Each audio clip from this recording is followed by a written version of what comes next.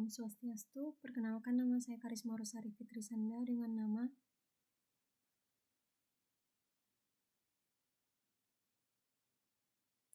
Om Swastiastu, perkenalkan nama saya Karisma Rosari Fitrisanda dengan NIM 24055510072. Kali ini saya akan menjelaskan sedikit mengenai cara pembuatan database menggunakan aplikasi XMPP melalui CMD. Saya akan menjelaskan tentang penggunaan DDL yang merupakan struktur pada database, diantaranya ada create, alter, dan juga drop. Langkah pertama yang harus kita lakukan yaitu membuka aplikasi XMPP Control Panel.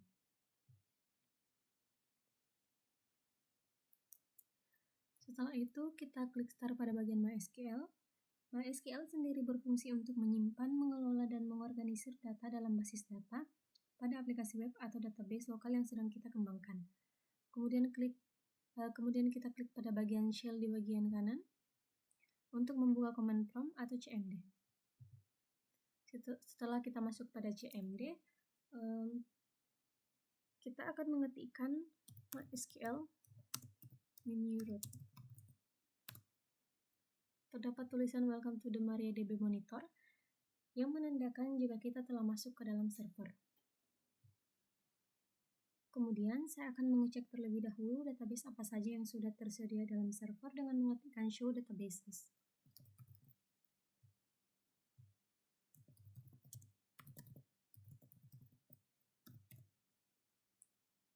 Bisa kita lihat di layar jika terdapat 8 database dalam server ini. Di sini, saya akan membuat database yang baru dengan perintah create database. Nama database yang akan kita gunakan, kali ini saya akan membuat database dengan nama DB Mahasiswa.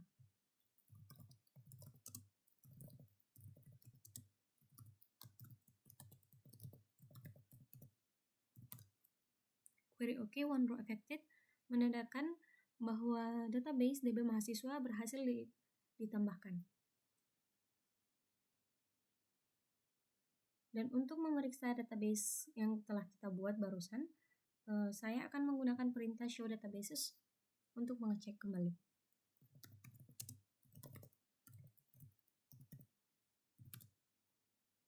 Bisa kita lihat di bagian ini bahwa DB Mahasiswa telah ditambahkan.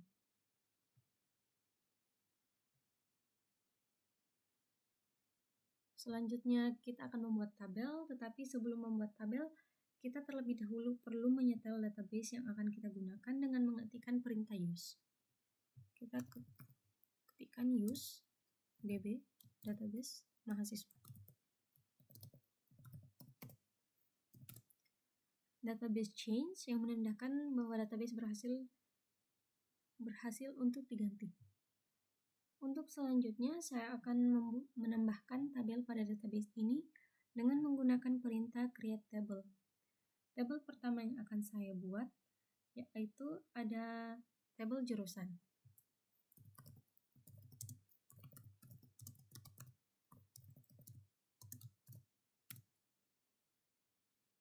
Yang pertama ada ID jurusan yang menggunakan tipe data int, maksud saya integer, dan ID jurusan ini merupakan primary key dari tabel jurusan.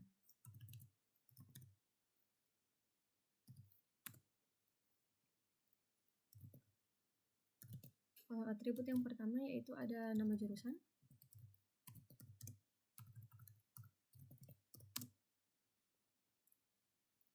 menggunakan tipe data varchar dengan panjang karakter 50 dan tidak boleh kosong.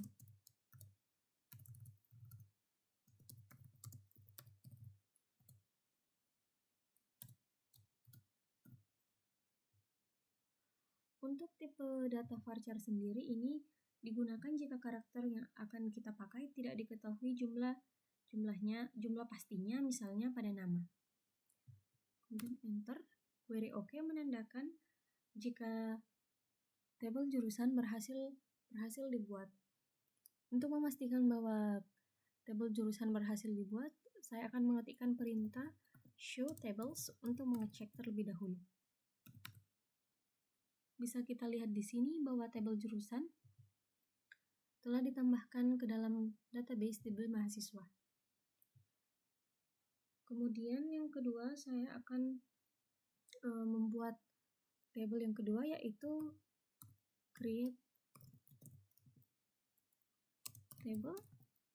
Tabel yang akan saya buat yaitu tabel mahasiswa.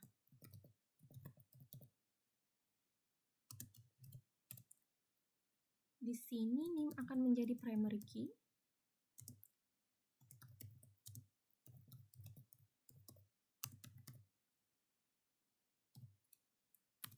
Atribut yang pertama yaitu ada nama menggunakan tipe data varchar. Kali ini saya akan memberikan panjang karakter nama sebanyak 20 saja terlebih dahulu. Dan nama ini tidak boleh kosong. Atribut yang kedua ada jenis kelamin.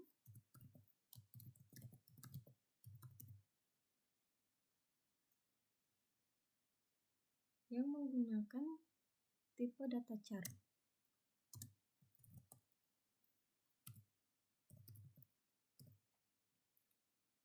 Untuk char sendiri adalah perintah ketika kita sudah mengetahui jumlah karakter yang akan kita gunakan.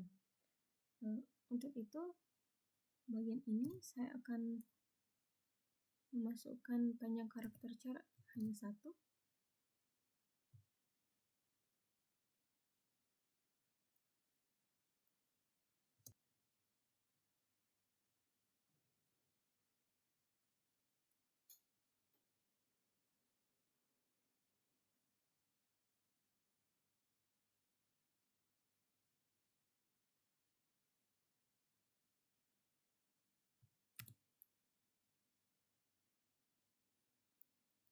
Pada bagian ini,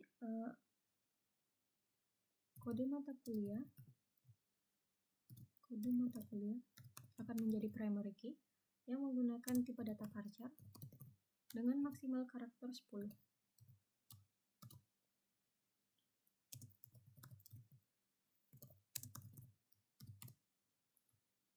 Atribut yang pertama yaitu ada nama mata kuliah.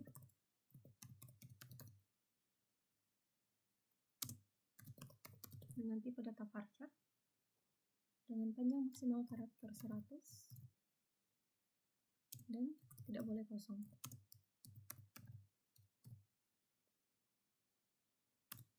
Yang kedua ada SKS.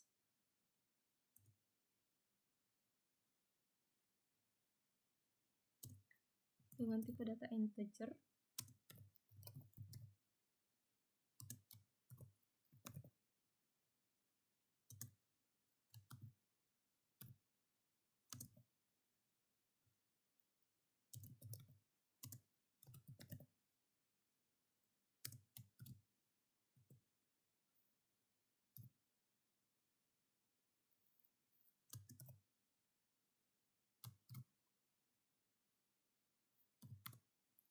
Yang ketiga ada ID jurusan.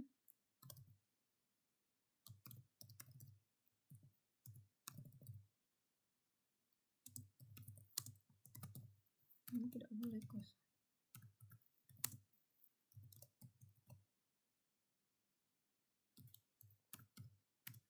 Untuk foreign key-nya sendiri,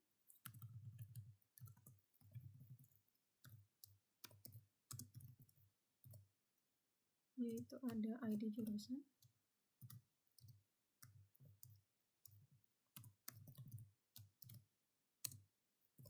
yang diambil dari tabel jurusan.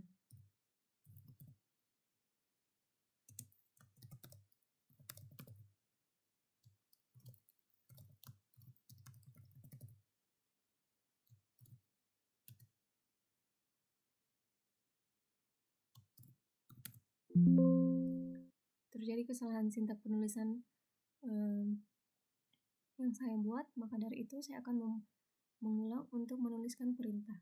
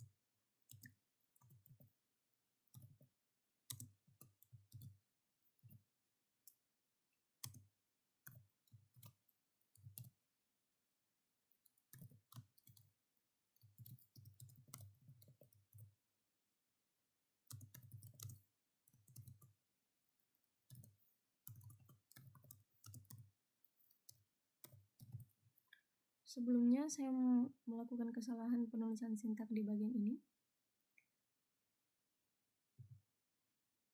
Yang seharusnya double N, L.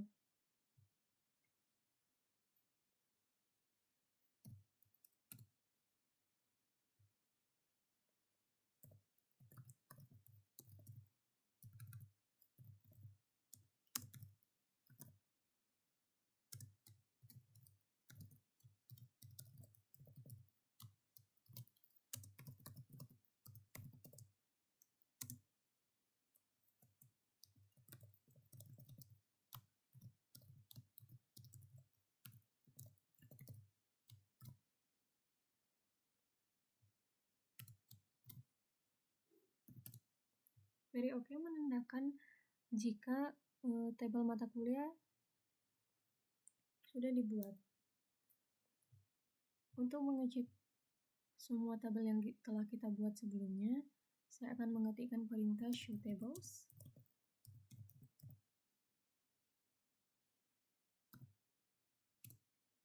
Nah, bisa kita lihat di sini bahwa tabel dosen, jurusan, mahasiswa, dan mata kuliah telah ditambahkan ke dalam database TB mahasiswa.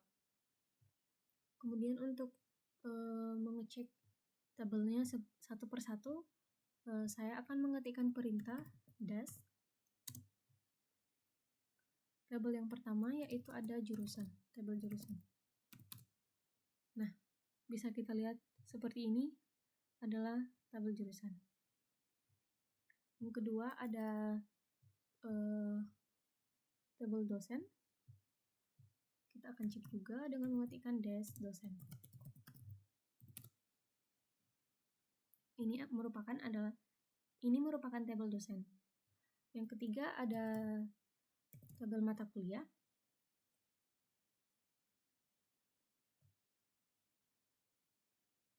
Maaf, sebelumnya saya melupakan untuk mengecek tabel mahasiswa. Jadi sekarang saya akan mengecek tabel mahasiswa.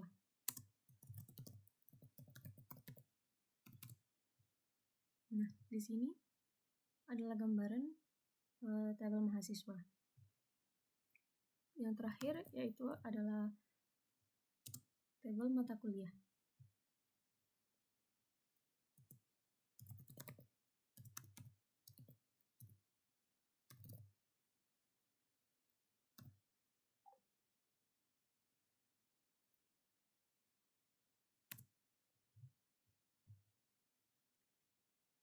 Bisa kita lihat ini merupakan tabel mahasiswa dengan 4 atribut.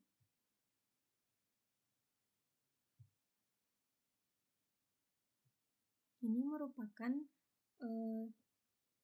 tampilan lengkap tabel dari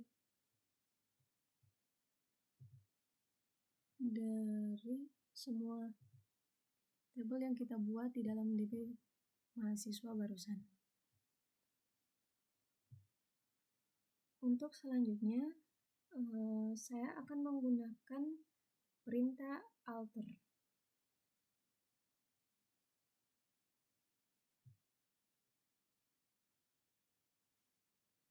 Setelah perintah create, saya akan melanjutkan pada perintah alter.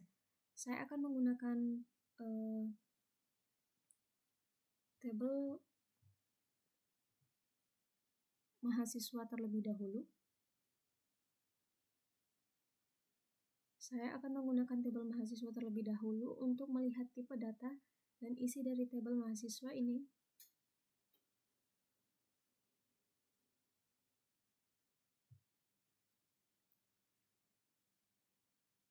Setelah melakukan perintah create, saya akan melanjutkan pada perintah alter.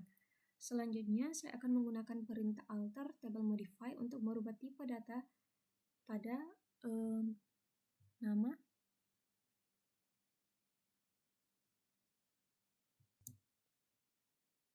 Setelah perintah create, saya akan melanjutkan pada perintah alter. Selanjutnya, saya akan menggunakan perintah alter table modify untuk merubah tipe data nama pada tabel mahasiswa. Saya akan tetap menggunakan varchar sebagai tipe data tetapi merubah panjangnya. Karena tidak semua semua orang memiliki panjang nama hanya sebatas 20 karakter saja, jadi saya akan merubah panjang karakternya menjadi 100 dengan mengetikkan perintah alter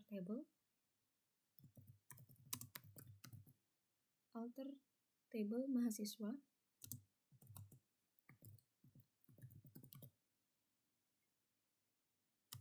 modify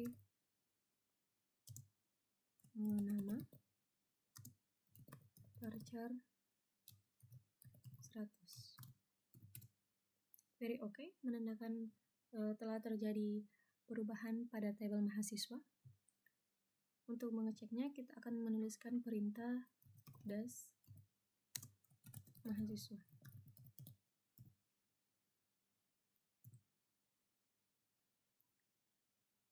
Bisa dilihat di bagian sini telah terjadi perubahan. Untuk sebelumnya, nama hanya memiliki panjang karakter 20, tapi di sini sudah diganti menjadi panjang karakternya menjadi 100. Kemudian saya akan berpindah ke tabel yang selanjutnya dengan menggunakan perintah table change, yaitu merubah tulisan pada kolom. Untuk itu saya akan menggunakan tabel mata kuliah dengan mengetikkan perintah alter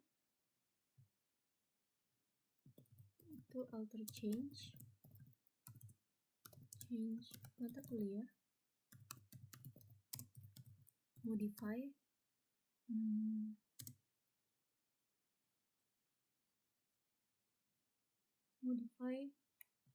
kode mata kuliah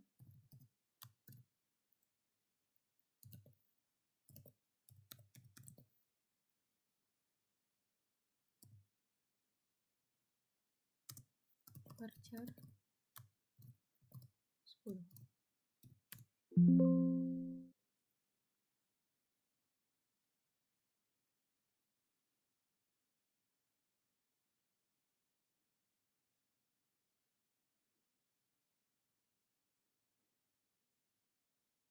Maaf sebelumnya telah terjadi kesalahan sintaks penulisan yang saya lakukan, maka dari itu saya akan menulis perintah baru.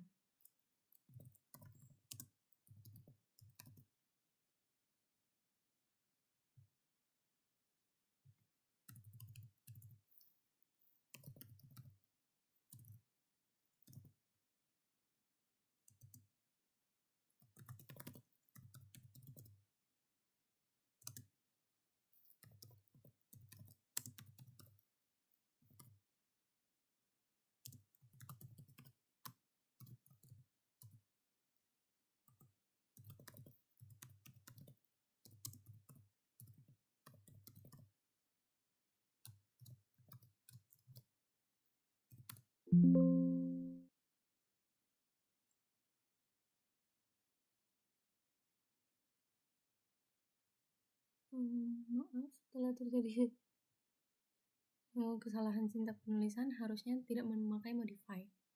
Untuk itu saya akan mengganti alter table mata kuliah change kode mata kuliah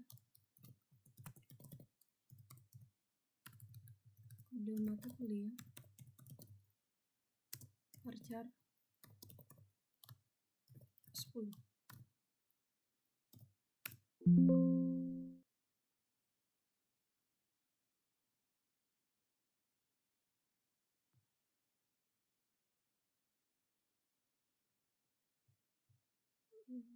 Saya akan mengecek kesalahan yang saya buat, yaitu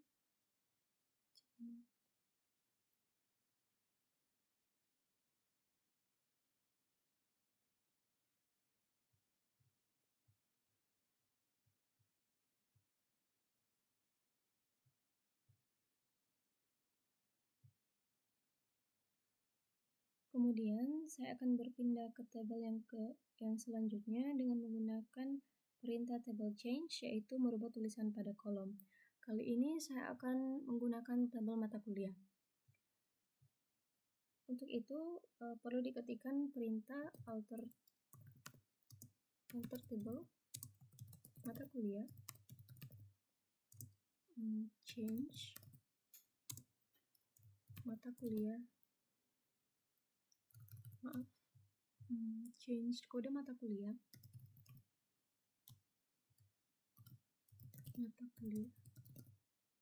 to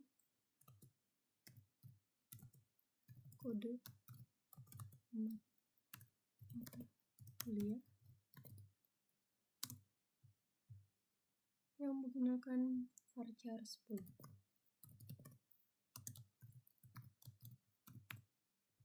Query OK menandakan bahwa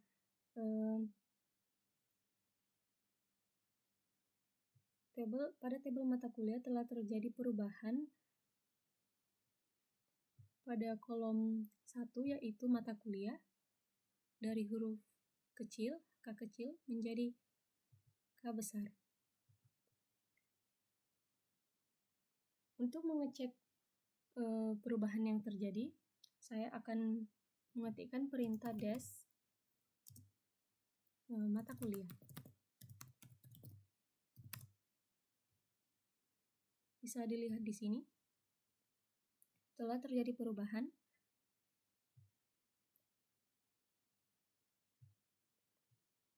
Lalu saya akan menambahkan satu kolom lagi pada tabel mata kuliah dengan menggunakan perintah alter table add. Kolom yang akan saya tambahkan yaitu kolom semester. Maka kita menuliskan perintah alter table mata kuliah add semester dengan tipe data integer 4.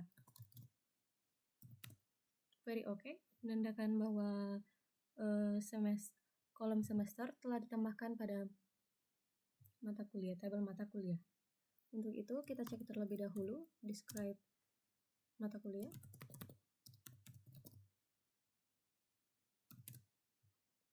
Bisa kita lihat di sini bahwa kolom semester telah ditambahkan pada tabel mata kuliah. Kemudian selanjutnya di sini saya akan menjelaskan tentang bagaimana cara mengubah nama tabel. Nama tabel yang akan saya gunakan yaitu tabel dosen. Nama tabel dosen akan saya rubah menjadi dosen pengampu dengan mengetikkan perintah alter table dosen to dosen pengampu.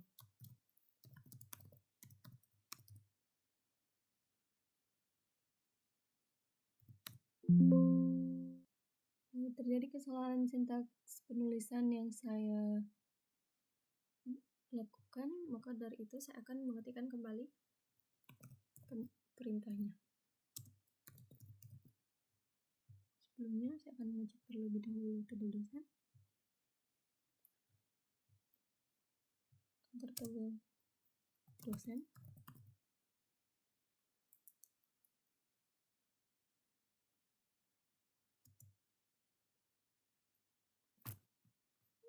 Sebelumnya saya lupa menuliskan kata rename. Dosen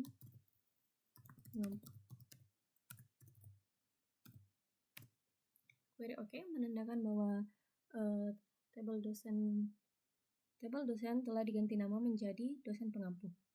Untuk itu kita cek terlebih dahulu dengan cara describe dosen pengampu.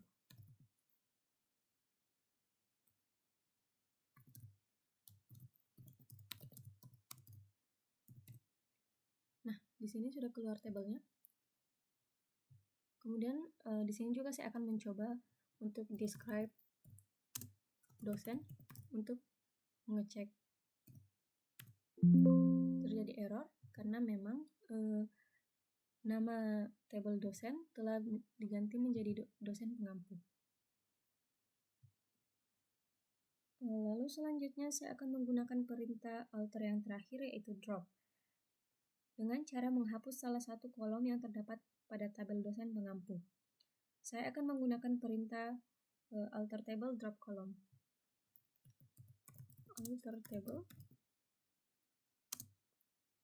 dosen pengampu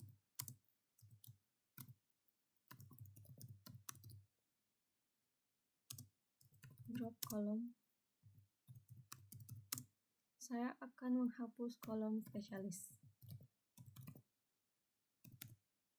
Query OK menandakan bahwa kolom spesialis seharusnya telah dihapus dari tabel dosen pengampu.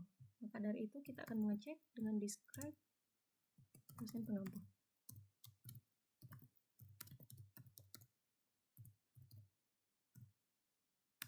Nah, di sini sudah tidak ada lagi spesialis di dalam tabel dosen pengampu.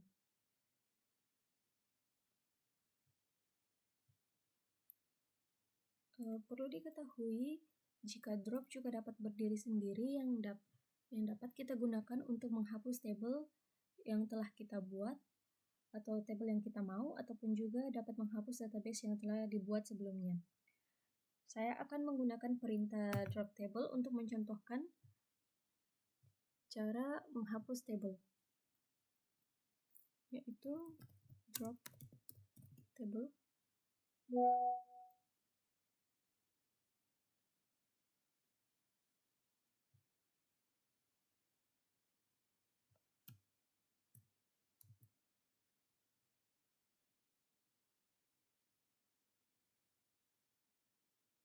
Drop juga dapat berdiri sendiri yang dapat kita gunakan untuk menghapus tabel yang kita mau, ataupun juga dapat menghapus database yang telah kita buat sebelumnya.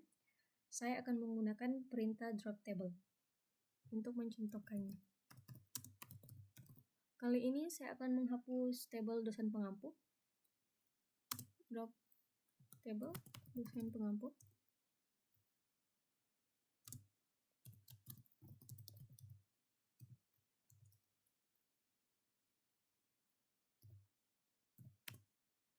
Query OK.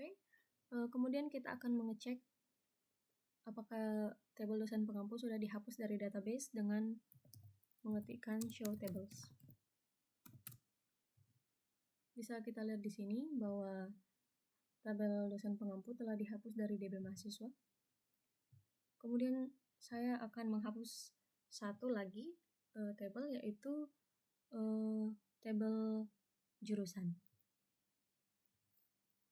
dengan mengetikkan perintah drop table jurusan.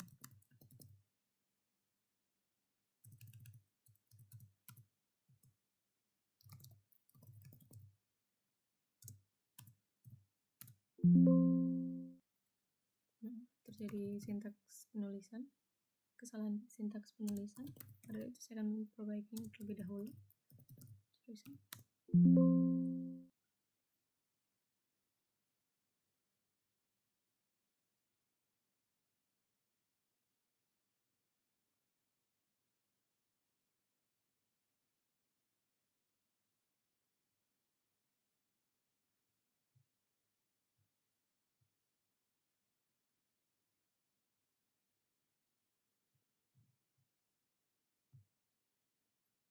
Sama seperti sebelumnya, drop table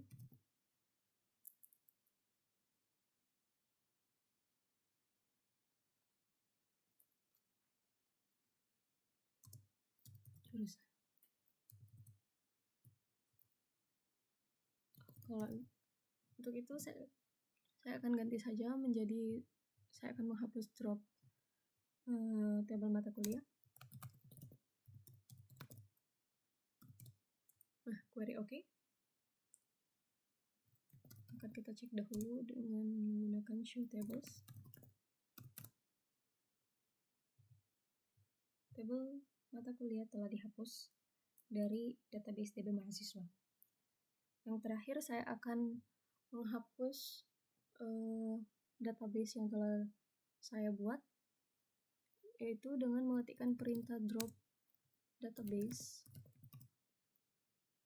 mahasiswa. Database DB mahasiswa. Query OK. Saya akan mengetikkan show database untuk mengecek apakah masih ada DB mahasiswa, database DB mahasiswa di dalam database yang tersedia.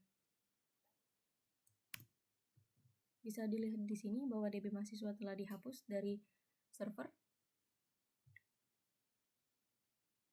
Di sini juga ada tulisan none yang menandakan tidak ada database yang digunakan saat ini.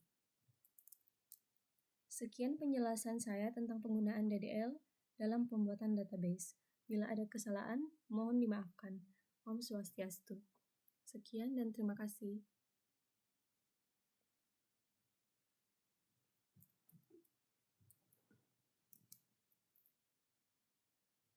Sekian penjelasan saya tentang penggunaan DDL dalam pembuatan database.